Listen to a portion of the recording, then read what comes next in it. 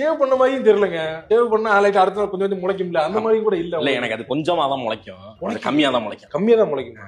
ஏங்க கம்மியா முளைக்கும்? அதே சிலருக்கு அந்த ஹார்மோனு இந்த மாதிரிலாம் இருக்கிறனால ஹார்மோன் சிலருக்கு ஒரு ஏத்தம் இறக்கமா இருக்கும். எங்க அப்பா கொஞ்சம் இங்க சேவ் வர மாதிரி தான் முளைக்கும். சரி, அது மாதிரி எனக்கும்.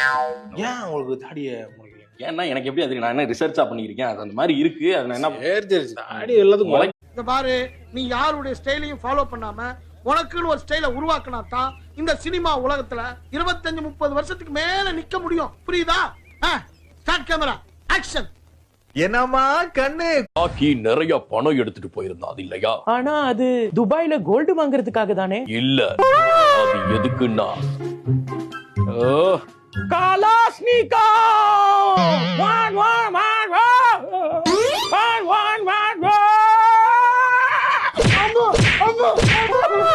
என்ன ரீல்ஸ் இது? இங்க வா, நீ தான் அதுல எடிட் பண்ணி குடுக்குற வேண்டியதானா?